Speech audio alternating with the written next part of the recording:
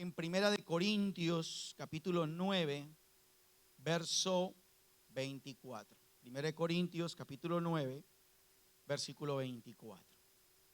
Dice: ¿no sabéis que los que corren en el estadio, todos a la verdad corren, pero uno solo se lleva el premio? Corred de tal manera que lo obtengáis. Vamos a orar. Padre, hoy te damos gracias por el tiempo que nos das hoy de reunirnos como una familia, Señor, con un solo corazón, con una sola mente, para poder glorificarte, para poder honrarte. Pero también te pedimos, Señor, que tú nos hables a través de tu palabra. Espíritu Santo, que seas nuestro maestro hoy, que quites los velos, que abras nuestros ojos espirituales y nuestra mente para poder entender tu palabra, Señor, y ponerla por obra. Que seamos esa tierra fértil, Señor, donde tu palabra caiga como semilla y produzca su fruto. Te lo pedimos en el nombre de Cristo Jesús. Amén y amén. Hoy quiero tratar el tema: no es como empiezo, sino cómo termino. No es como empiezo, sino cómo termino. El apóstol Pablo, cuando habló aquí en la parte de Corinto, se estaban iniciando en esa época todo lo que eran los primeros Juegos Olímpicos.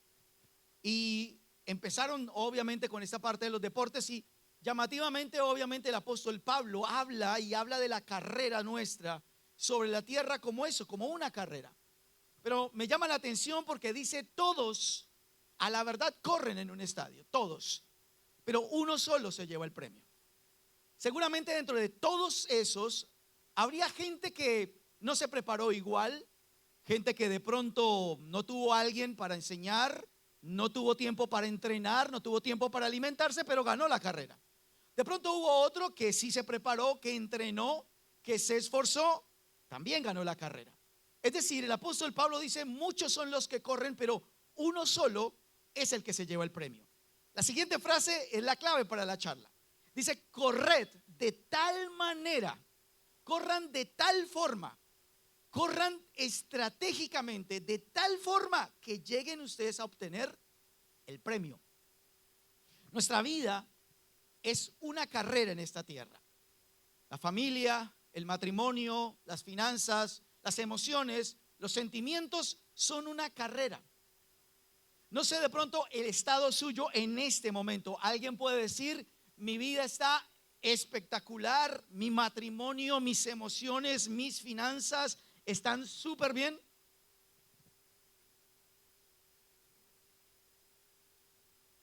¿La están llamando acá? ¿Todos nos dimos cuenta? Ya, listo, ya llegó. Pero realmente no importa cómo esté de bien nuestras áreas de nuestras vidas. Alguien puede decir: hoy llegué desmotivado, hoy llegué destruido en un área, hoy llegué fracasado, frustrado. Lo que la palabra dice es: no importa cómo nosotros estemos empezando, lo importante, escúcheme bien, es cómo terminamos. Mucha gente tiene sueños, mucha gente puede soñar con muchas cosas, pero desafortunadamente nunca se terminan. Un matrimonio puede empezar bien. Un matrimonio puede, no sé, casarse en un muy buen lugar, una gran fiesta, algo tremendo, y a los 2 o 3 años o 5 años se divorciaron. Puede algo empezar muy bien, pero nadie garantiza que eso va a llegar hasta el final. De pronto su matrimonio en este momento, los que están casados dicen: mi matrimonio está muy bien, estamos muy enamorados, pero tampoco podemos garantizar que eso va así hasta el fin.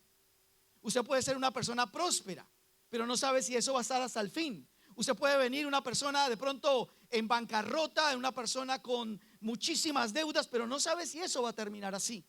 No sabe si usted como joven tiene sus sentimientos muy afianzados, tiene ética, tiene principios en sus sentimientos, pero no sabe si eso va a terminar así.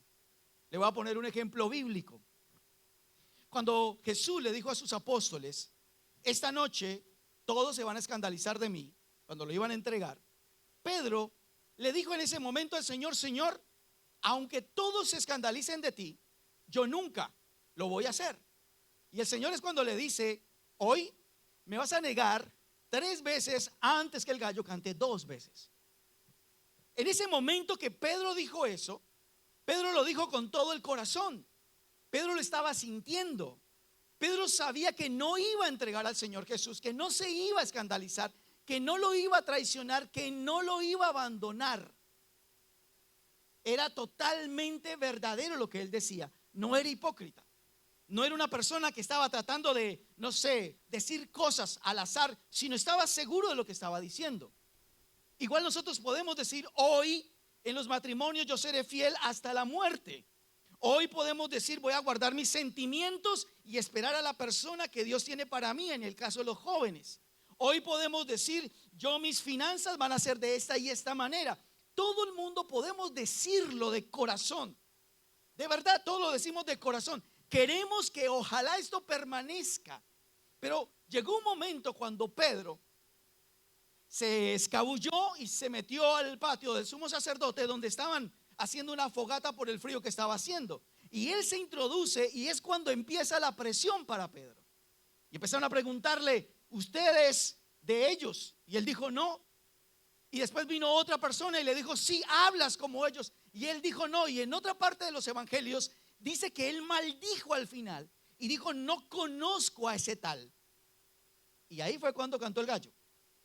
Y fue cuando Pedro recordó lo que Jesús le dijo. Y seguramente recordó lo que él le había dicho a Jesús. No es cómo empieces, sino cómo lo terminas realmente. Pedro no estaba siendo mentiroso. Pedro no era un hipócrita, lo sentía. Lo que estaba viviendo en ese momento lo sentía de verdad. Pero no le alcanzó hasta el final. No es, escúcheme bien, queridos matrimonios, hogares, jóvenes, no es cómo estoy hoy. Podemos estar bien en la vida cristiana, podemos tener una relación con Dios muy fuerte hoy. Pero ¿cuántos años vas a durar más en la tierra? ¿Cómo garantizas que al final de tus días realmente vas a seguir igual? El apóstol Pablo decía: todos corren, a la verdad todos corren, pero solamente uno llega a ese premio. Solamente corran de tal forma, corran inteligentemente, corran con estos principios para que lleguen a la meta. El apóstol Pablo dijo: he peleado la buena batalla, solo me resta recibir la recompensa que el Señor me tiene, la corona de vida. El apóstol Pablo sabía cómo iba a terminar su vida. Cuando uno dice la meta es el objetivo final, el último día que usted y yo vivamos sobre la tierra, no importa cómo empecemos. El hogar, las finanzas, los sentimientos, las emociones pueden estar destruidas, no importa. Lo importante es cómo lo vas a terminar. ¿Vas a seguir terminándolo destruido, amargado, solo, sola, odiando? ¿Vas a seguir siendo la persona fiel, la persona consagrada a Dios hasta el final? Esas son cosas que usted y yo tenemos que aprender. Ahora, cuando usted mira la Biblia, usted encuentra un pasaje que nos habla en resumen de lo que nosotros tenemos que hacer para caminar esa carrera o correr esa carrera hasta el final, hasta la meta. Ese matrimonio que cumpla la finalidad. Porque yo les decía a ustedes, así como conozco matrimonios de 2 o 3 años que se divorcian, también tengo unos de 40 años que se divorcian. Los años no es lo que te da a ti la seguridad de muchas cosas. Son las bases y los cimientos que tengas para trabajar en esa carrera. Todo deportista lo sabe. Se necesitan lineamientos, se necesita disciplina. No se pueden desviar ni a izquierda ni a derecha. Es la manera como se hacen las cosas. Y de esa forma se aseguran de convertirse en los mejores del mundo. Solamente uno se lleva el premio. Corred de tal manera que lo obtengáis. Amén. Entonces agarramos con lo primero que está en Hebreos capítulo 12. Ahí nos vamos a detener, ese va a ser el pasaje guía. Hebreos capítulo 12. El verso 1 dice: por tanto nosotros también, teniendo en derredor nuestro tan grande nube de testigos, despejémonos de todo peso y del pecado que nos asedia, y corramos con paciencia la carrera que tenemos por delante. Una de las cosas que actualmente hay en el deporte es que se metió mucho la tecnología, mucho el estudio. Ahora se estudia muchísimo los deportes. Antes era corra según su talento, móntese en una bicicleta y es su talento, tome un balón y es su talento. Pero ahora usted ve que los deportes son muy tecnológicos, se nutren mucho de la tecnología. Y lo que se busca de alguna u otra manera es potencializar el talento de las personas. Por ejemplo, usted ve, o los que les gusta, por ejemplo, el ciclismo, años atrás, era súbase a una bicicleta y el que tenga más piernas es el que gana. Ahora no, usted ve correr los ciclistas y parecen unos marcianos. Usted pone unos cascos así puntiagudos que para que la fricción del aire entre por ahí salga de otra forma. Las llantas, el material de las bicicletas se levantan con un dedo, súper livianas. Los vestidos, los trajes que ellos utilizan son ceñidos al cuerpo. Todo lo que quieren hacer ellos es quitar cualquier tipo de oposición o de impedimento al avance de la persona. Mire los nadadores. Hace años era póngase una malla y métase. No era más. Ahora no, ahora es un traje bien pegado al cuerpo, ¿no? Y también todo lo que tiene que ver con su trabajo, con su esfuerzo, todo ha sido igual. Incluso se tienen que depilar ellos para que el vello del cuerpo, el pelo del cuerpo, no cree fricciones para frenarles. Uno dice, pero para eso, imagínense, han estudiado tanto que dice, quítese el pelo que es mejor. Entonces, ¿qué es lo que tratan ellos de hacer? Darle más velocidad a la persona. Fíjese todo, por ejemplo, ciclistas, todo lo que implique velocidad, atletas, todos, aún el traje es diferente.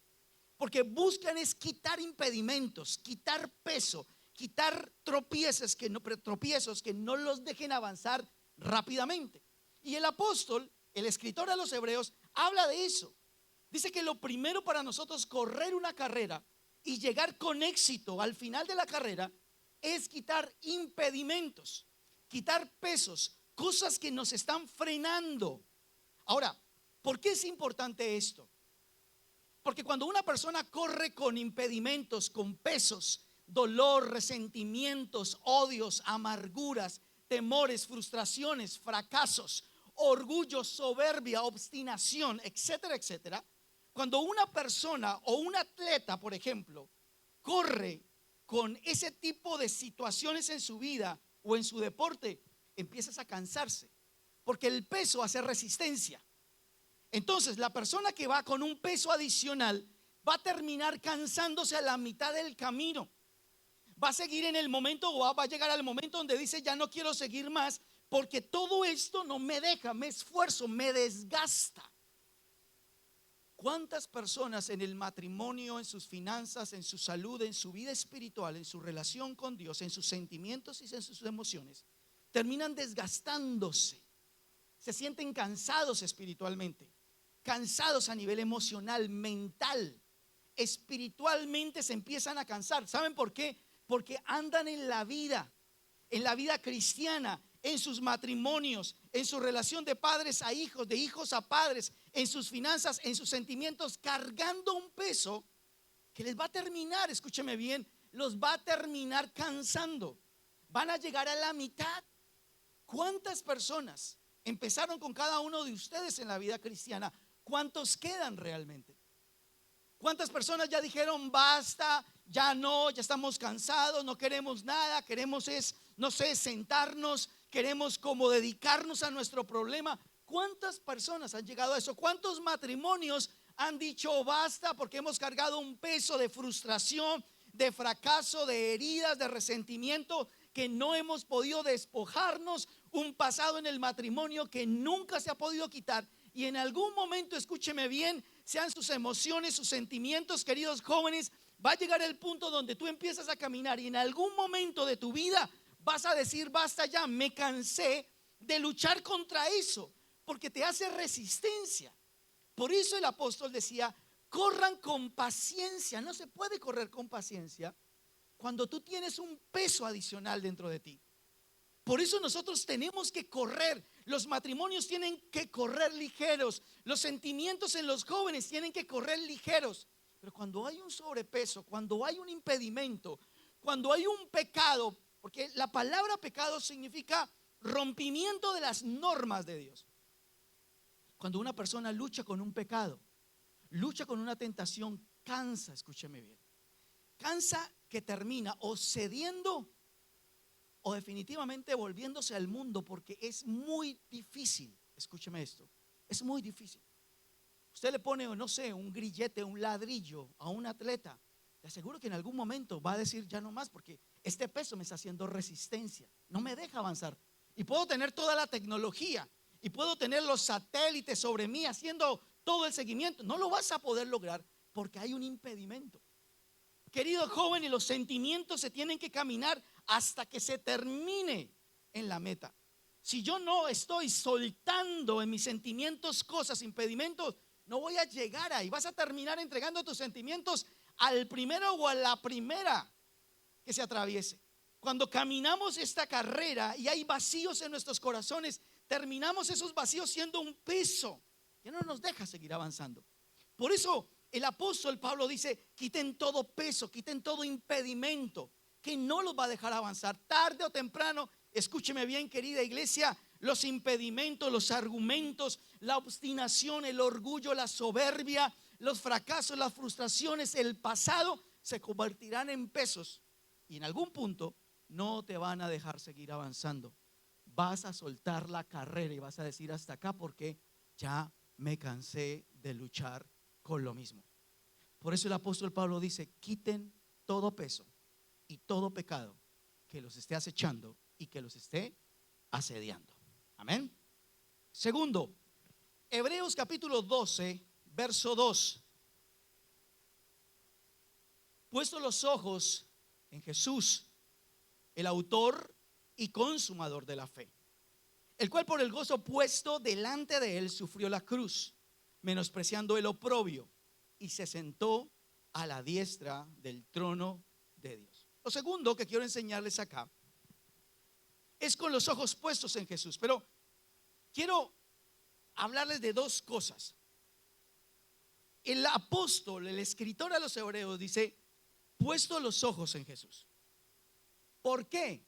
Porque él es el autor y consumador. La palabra consumador significa perfeccionador. Consumador también significa quien hace madurar algo. Perfeccionador, o que hace madurar algo. Entonces, si toma ese significado, está diciendo: puesto los ojos en Jesús, el autor, el inventor, perfeccionador de la fe, que usted y yo vamos a necesitar en este camino, no sé de cuántos años. Porque alguien, de pronto una pareja dice: tengo 2 años de casado, y si van a durar hasta los 50 o 60 años de casado, todavía tienen demasiado camino por delante. Si una persona dice: bueno, yo estoy en la vida cristiana muy bien, pero no sé, tiene 30 años, todavía tiene muchísimos años por delante. ¿Quién nos dice a nosotros que realmente eso va a llegar hasta el fin? Ahora, lo que el apóstol dice acá es: puestos los ojos en Jesús. No poner los ojos en otra cosa ni en nadie más, sino puestos los ojos en Jesús. Historia clásica: cuando Pedro caminó sobre las aguas. Cuando Jesús llegó caminando sobre las aguas, Pedro le dijo: Señor, si eres tú, manda que yo vaya a ti sobre las aguas. El Señor le dijo: ven. Y dice la Biblia que Pedro descendió de la barca y empezó a caminar sobre las aguas.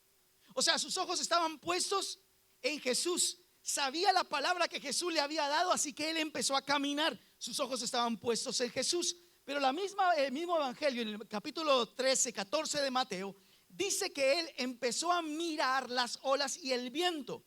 Y dice: y tuvo miedo. Hace unos versículos atrás tenía la fe suficiente para caminar sobre las aguas. Pero dice que una vez él empezó a cambiar su mirada y a ponerla sobre la situación, sobre lo que estaba viviendo. Ese tipo de situación, cuando él cambió la mirada, dice que automáticamente cambia la fe por miedo. Y el miedo te hace hundir. En la vida cristiana, cuando nosotros conocemos de Cristo, todo el caminar de nosotros tiene que ser fundamentado en la fe. No existe otra razón. ¿Por qué la batalla de nosotros siempre como seres humanos? Porque la naturaleza nuestra es de causar más efecto lo que vemos, lo que sentimos, lo que oímos, con nuestros sentidos físicos. Es más difícil cuando tú crees en algo o en alguien que no ves, en alguien que algo te dijo, en algo que tú crees que puede llegar, pero no lo puedes tocar, no lo puedes oír, no lo puedes palpar. Entonces, en ese largo caminar, no solamente la fe en el Señor, fe en las promesas de Dios, fe totalmente en esto. La Biblia habla de un hombre llamado Abraham, un hombre que a la edad de 75 años Dios le dio una promesa, y solamente 25 años más tarde él tuvo que lidiar 25 años esperando una promesa y luchando contra la lógica, viendo a su esposa envejecer, a él envejecer, y su esposa era estéril. Ya técnicamente, físicamente no podía tener hijos, pero él se fundamentó, dijo que él no dejó menguar su fe, no dudó por incredulidad, sino que se mantuvo firme hasta que llegó a su meta. ¿Cuál fue su meta? Vio la promesa de Dios cumplida en su vida, vio su hijo a la edad de 100 años. ¿Sabe cuál es el gran problema en esto? En ese caminar es el tema de la fe. Todos nosotros, como matrimonios, como hogares, tenemos una promesa de parte de Dios. Todos tenemos una promesa en nuestras finanzas, en nuestra salud, en nuestras emociones, en nuestros sentimientos. Todos. El problema es creer, esperar y caminar fundamentados en lo que Cristo a nosotros nos ha dicho. Puesto los ojos en Jesús.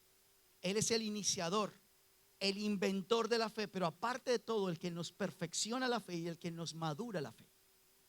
Cuando tú quitas la mirada de allí, si quitas la mirada de aquel que inventó, pudiéramos decirlo así, la fe, pues obviamente quedas en el miedo. Todo lo contrario a la duda es todo lo contrario a la fe es la duda y es el temor. Por eso cuando Pedro miró a Jesús, hizo lo sobrenatural.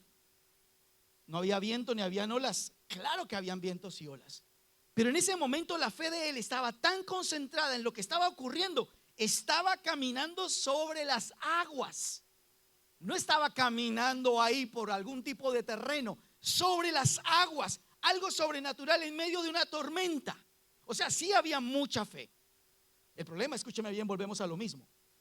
No es cómo empezaste, Pedro, sino cómo terminaste. Empezaste con fe, terminaste con miedo. Usted y yo podemos hacer muchas cosas en fe. El problema no es lo que está haciendo usted en fe hoy, es cómo va a terminar ese proceso de fe en lo que está haciendo. Por eso en la Biblia usted mira de arriba para abajo, Génesis hasta Apocalipsis, y usted va a encontrar lo mismo. La fe, la fe, la fe, la fe. No temas, no temas, no temas. Es siempre el trabajo de Dios en nosotros. Tengan fe, pongan los ojos en donde tienen que ponerlos.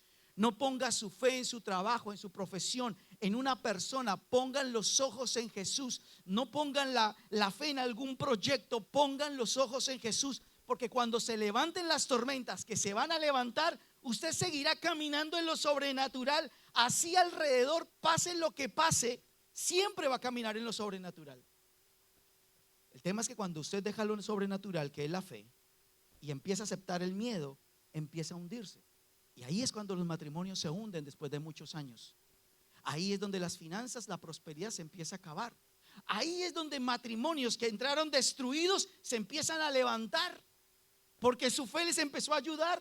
Ahí fue donde gente llegó amargada, endeudada, con vacíos, se vuelven a levantar en sus emociones porque pusieron los ojos en donde era lo correcto, en donde estaba la verdadera autoría y consumación, perfección y maduración de la fe. Amén. Lo tercero, Hebreos capítulo 12, versículo 3. Considerad aquel que sufrió tal contradicción de pecadores contra sí mismo, para que vuestro ánimo no se canse hasta desmayar. No desmayar es la parte básica. Yo pienso que el secreto de cualquier cosa, cualquier área de nuestras vidas, matrimonio, sentimientos, salud, vida espiritual, los que son líderes, el liderazgo, es aprender a perseverar. Es difícil en el hombre eso, es una naturaleza desafortunadamente que no se tiene fácilmente. ¿Saben por qué? Porque como nosotros luchamos mucho con lo que vemos, con lo que pensamos, con las cosas que ideamos, es difícil a veces seguir permaneciendo, perseverar en algo. Es difícil. Por eso lo que el apóstol dice es: no desmayen. Y usted encuentra en la Biblia, siempre el Señor a nosotros nos está diciendo: no desmayen, no bajen los brazos, no se desanimen. Van a haber muchas cosas, pero no desmayen. El mismo Jesús decía: en el mundo tendréis aflicción. En ninguna parte nosotros les hemos enseñado que Jesús decía: una vez crean en mí, jamás volverán a tener problemas.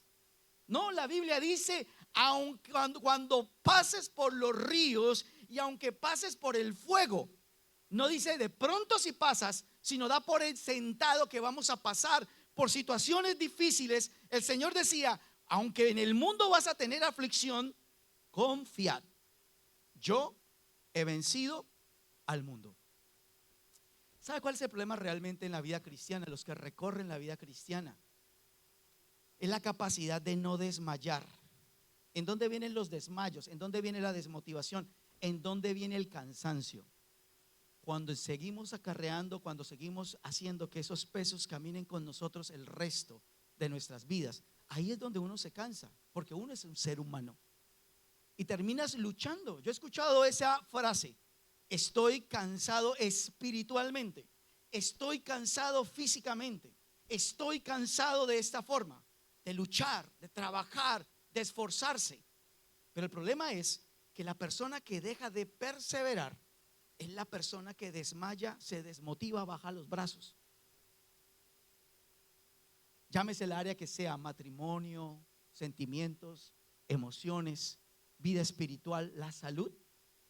Escúcheme bien, lo que el Señor siempre nos habla es: no desmayen, continúen adelante, no bajen los brazos, porque la persona que desmaya nunca ve la meta cumplida en su vida. Los grandes deportistas, si a usted le gusta ver biografías, documentales de grandes deportistas, mire, los grandes deportistas fueron hombres que no solamente se destacaron por su talento, sino fueron hombres o mujeres que fueron perseverantes a pesar de la situación. A pesar de la situación, a pesar que no los aceptaron en sus equipos, a pesar de la situación de pronto financiera, familiar, un sinnúmero de cosas, se convirtieron en los mejores, no solamente por su talento, sino que se perseveraron. ¿Cuántos? Yo siempre he preguntado esto: ¿cuántas personas en el mundo hay que pudieron haberse convertido en grandes deportistas, pero no sé, están estudiando algo, están trabajando de algo, pero nunca pudieron explotar su talento deportivo porque de pronto, no sé, se desmotivaron, pensaron: esto no es para mí, no se me abrieron las puertas? Pero ¿cuánta gente también les pasó lo mismo, pero ahora son grandes deportistas? Porque la diferencia entre uno y otro, entre un cristiano y otro, entre un matrimonio y otro, entre un joven y otro, es: persevero hasta que yo llegue a mi meta. No voy a desmayar, no voy a bajar los brazos hasta que yo llegue a la meta. Esto va ligado al punto anterior. Si tenemos los ojos puestos en Jesús, el autor y perfeccionador de nuestra fe, el que hace madurar nuestra fe, vamos a tener la capacidad de perseverar sin importar la situación hasta que lleguemos a nuestra meta. Amén. Denle un fuerte aplauso al Señor.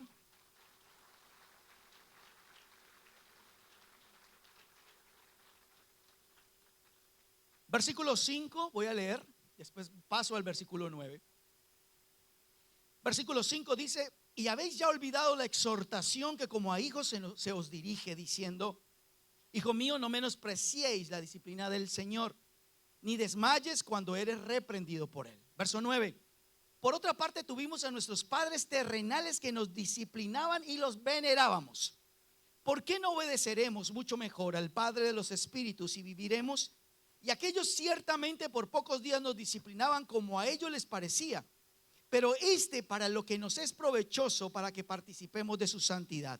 Es verdad que ninguna disciplina al presente parece ser causa de gozo, sino de tristeza, pero después da fruto apacible de justicia a los que en ella han sido ejercitados. Lo cuarto: corrección. ¿Cuál es el fin de toda corrección. El fin de toda corrección, queridísima iglesia, es el mejoramiento continuo. ¿Se acuerdan del cinto? ¿Se acuerdan de la chancleta voladora? Los que llegamos de esa generación, no me digan que no mejoramos. Estoy hablando de una corrección sabia, porque yo también sé que hubo muchos que seguramente pasaron por una situación más complicada, pero la corrección de nuestros padres siempre iban apuntados a algo, a que mejoráramos. Por eso somos los que damos las gracias, por eso somos los que saludamos, porque la mamá era, salude mi hijo, salude. Y ahí le ponían uno con la vergüenza, hola, ¿cómo le va? Pero nos enseñaron con corrección, ¿no? Otros, si por ejemplo mentiste, si no obedeciste, rácate cinto y ayayay, pero usted nunca le va a olvidar ese cuerito acá que le pegó en la cola. ¿Sabe qué hizo? Nos mejoró a nosotros. Fue mejoramiento continuo. Por eso a veces a mí me preocupa la generación que muchos de ustedes como parejas están levantando actualmente. Son niños que a los 2, 3 años manipulan a los papás y súper groseros con sus papás. Y los papás solamente dicen que se quede quieto. Mira, que te quedes quieto. Ay, este niño, quédese quieto. Y nunca hace nada más. Escúcheme esto, a los 15 usted va a tener un problema serio con ese niño. ¿Sabe por qué? Porque la misma Biblia dice, el papá que ama corrige. El papá que ama corrige.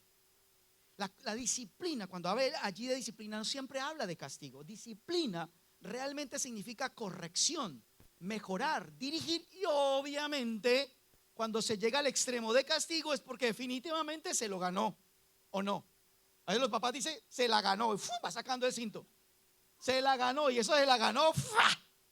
Ahí era un atleta. Cuadra en 3 segundos y medio. Yo me acuerdo, se los enseñé la otra vez, que cuando con mi hermano hacíamos demasiadas pilatunas, cada vez que mi papá se quitaba el cinto y lo dejaba por ahí, lo agarrábamos al techo. Al otro día mi papá decía, ¿dónde está el cinto? ¿Dónde está el cinto?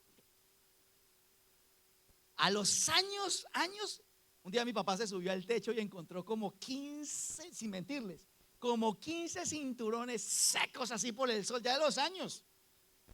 Habían estado 5, 6 años ahí metidos en el techo. Pero ¿por qué era tanto la veneración de nosotros a los papás? Vaya usted y háblele mal a su papá. Vaya usted y haga lo que un niño a veces hace, que llega y se le acerca al papá y ¡pah!, le pega su cachetada. Y dice, no hagas eso. ¿Usted sabe si yo hubiera hecho eso a mi papá?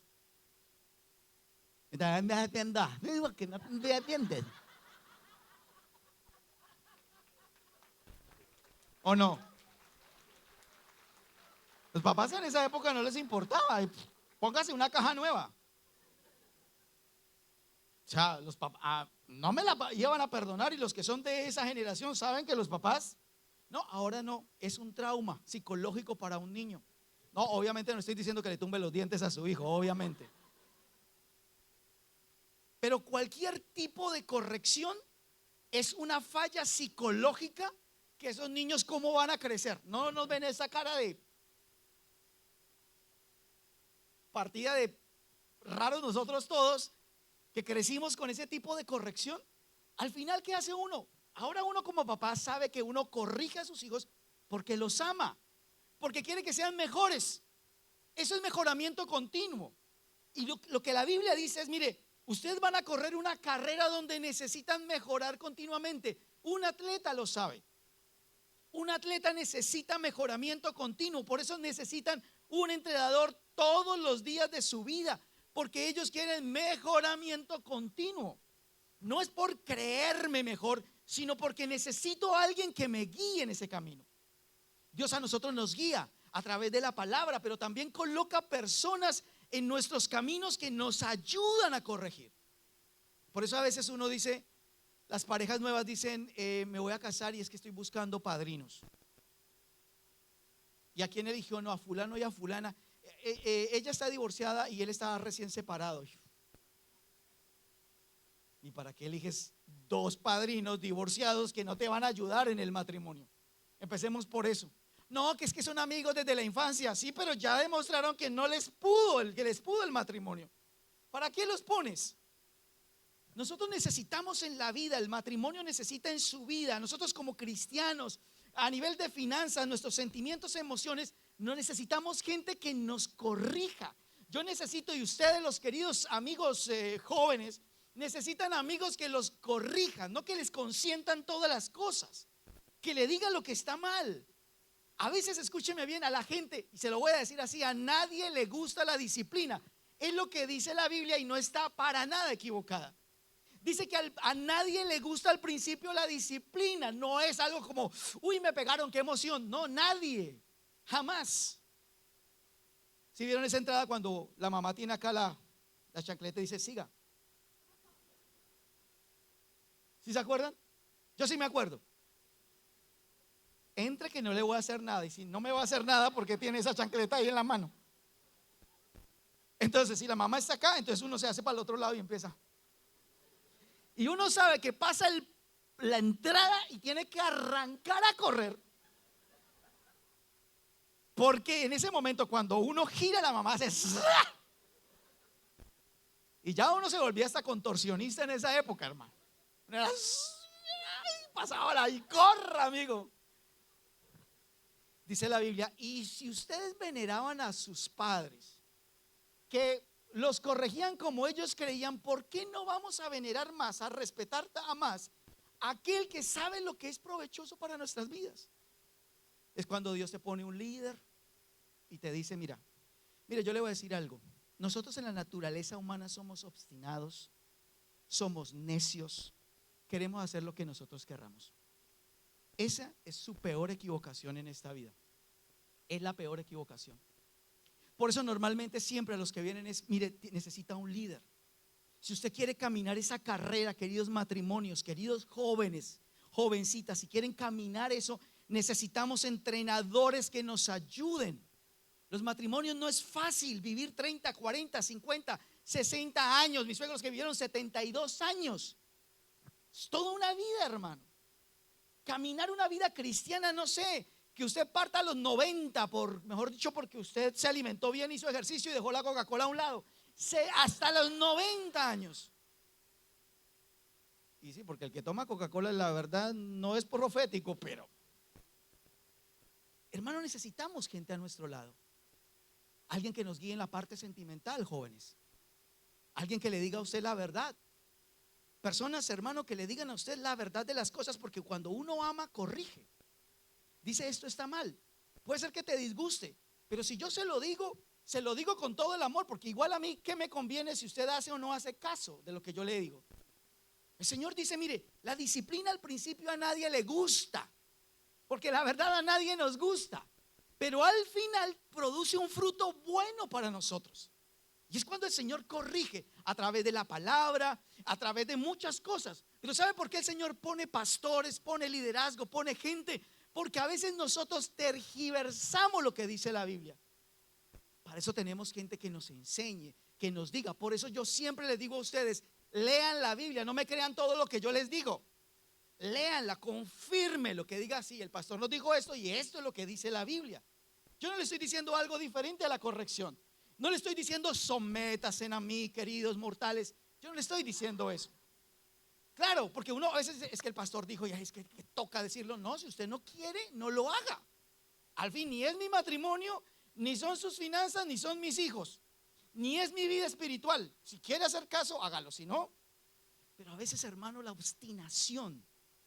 Qué bendito problema con la gente, hermano, que tiene esa cabeza durísima. Es obstinados y necios. Cuando se les mete algo en la cabeza no hay. Pero ¿sabe por qué pasa? Porque están confiados de que hoy estoy bien, que así como estoy bien. Queridos amigos y amigas, pero usted no sabe mañana qué va a pasar. Pedro también tenía la misma ilusión. Hoy yo creo que yo voy a hacer las cosas bien. Mañana se presentó algo y cambió absolutamente todo.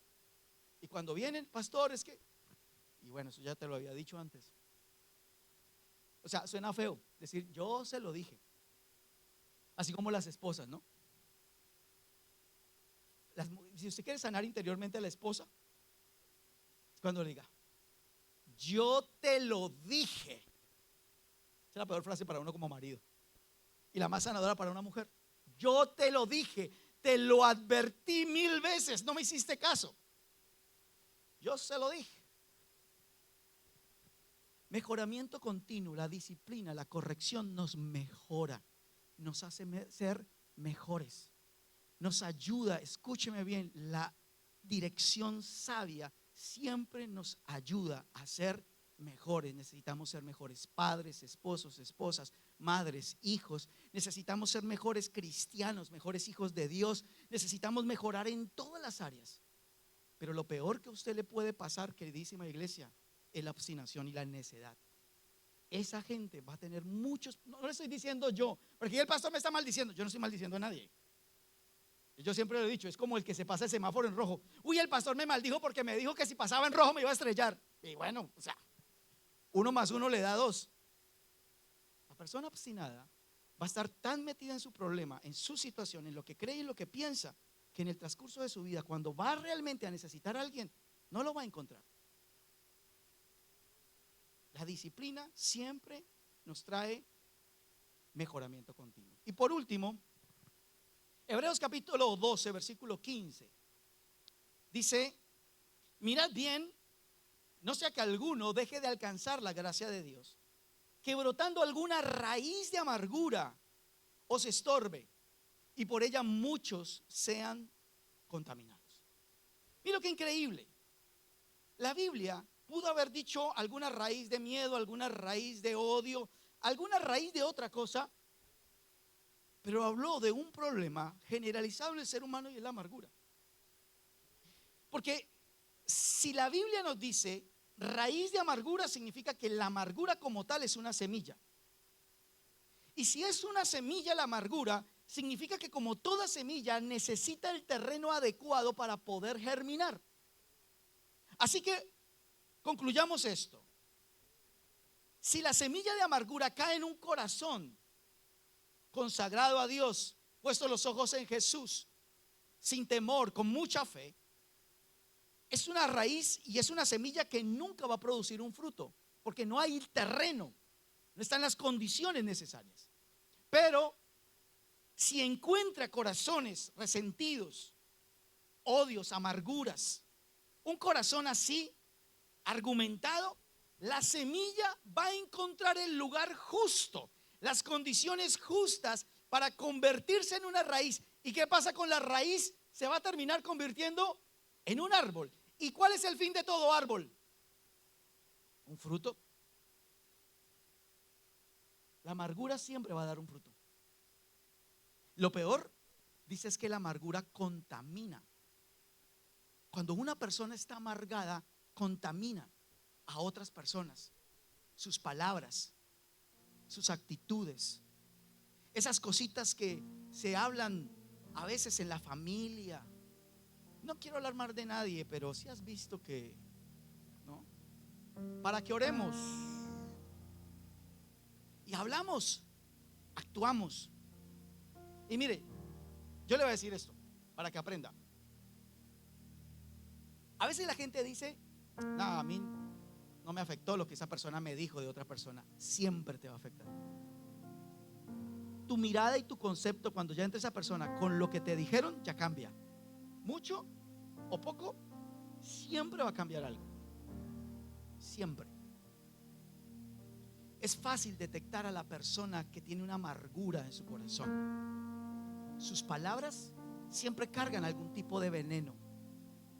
Tiene su sutileza, muy tranquilo, una frase, una actitud, una acción, algo muy suave. Y desafortunadamente, escúcheme bien, ese tipo de cosas contaminan a otras personas.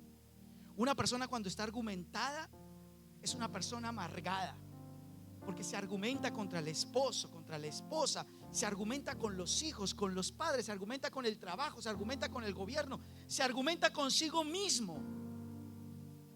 Trata de buscar algún tipo de algo como me lleno, y son vacíos que hay en su vida. Eso crea amargura, crea dolor, y tarde o temprano eso va creciendo. Es como una semilla, literal, va creciendo porque las condiciones del corazón van siendo mejores. Entonces esa semilla puesta allí encuentra las condiciones y empieza la raíz a trabajar. Y después empieza a subir. Increíble, mire, la amargura cómo trabaja. Primero con usted. Se encarga de envenenarlo, de envenenarla a usted acá. Trabajar aquí en su corazón. Y después empieza la dirección hacia arriba, lo que todo el mundo ve, las palabras sutiles, las cosas que usted dice. ¿Vieron, por ejemplo, esas parejas que se separan y los hijos tienen hijos en común? ¿Cómo se hablan entre los hijos? Siempre son los que pagan ese veneno. Y mi papá, ni me hable de ese. ¿Cuántos hijos o cuántos de ustedes fueron testigos de esa situación donde papá o mamá no estuvieron juntos, se separaron y usted fue el polo a tierra donde todos descargaban los rayos ahí? ¿Cuántas cosas que usted se envenenó contra sus padres fue por culpa de que alguna, su mamá, su papá, una tía, la abuela empezó a sembrarle cosas que ni siquiera usted sabe que fueron verdad o no fueron verdad? Y el Señor dice aquí, mire, no dejen que alguna raíz de amargura los estorbe y por ella muchos sean contaminados. Cuiden sus emociones. Las emociones tienen que ver con el carácter. En las emociones puedo meter mi temperamento, en mis emociones puedo meter toda mi personalidad. ¿Cuántas personas no terminan su camino porque sus emociones le ganaron, porque su amargura les ganó, porque su dolor les ganó, porque su resentimiento les ganó, porque sus argumentos les ganaron? No me cree a mí, ahí les dejo los pasajes. ¿Qué es lo que usted quiere? ¿O qué es lo que Dios quiere? No es como usted empieza. Hoy usted me puede decir: pastor, estoy totalmente destruido, llegué a esta casa o a este lugar totalmente destruido. Ese no es el problema es cómo quieres terminar. Pastor, estoy lo más de bien, me siento 100%. Eso está perfecto, pero eso no te garantiza que vas a terminar tu carrera. Corred de tal manera, ojo a eso, de tal manera que obtengáis el premio. Ese de tal manera habla de inteligencia, sabiduría, táctica, técnica, estrategia, disciplina. Cosas básicas que hoy les he enseñado a ustedes para que ustedes caminen y caminemos un camino hasta allá. Porque no por ser pastor significa que yo ya tengo ganado ese camino. Yo he conocido muchos casos tristes de pastores que no pueden llegar a su lugar de destino. Algo falla, algo tuerce. A todos nos pasa porque estamos sujetos a la mismo tipo de naturaleza. ¿Qué es lo que nos guarda a nosotros? Hebreos 12. Y bueno, toda la Biblia, pero aquí le estoy dando un resumen. Todo está en ese capítulo 12. La disciplina, aunque uno no lo crea, cómo es de buena la disciplina, la corrección, ¿no? Cómo nos ayuda cuando nosotros somos capacitados, adiestrados, ejercitados en la disciplina. Alguien me dice: pastor, pero me lo he pasado de disciplina en disciplina. Bueno, va a ser súper bueno. Van a tener un mejoramiento espectacular si se lo pasa usted de disciplina en disciplina. O deje la cabeza obstinada y verá que le va a evitar más dolores de cabeza. Que hoy usted le pueda decir: Señor, no es como yo hoy estoy, ayúdame a terminar mi carrera. Ayúdame a que cuando yo parta de esta tierra haya cumplido la labor y haya cumplido lo que tengo que cumplir. Mi matrimonio, mis sentimientos, mis emociones, mi vida cristiana. ¿Cuántos cristianos se han vuelto al mundo otra vez? Muchísimos, miles, millones. No es cómo empiezas, es cómo terminas. Amén. Vamos a ponernos en pie.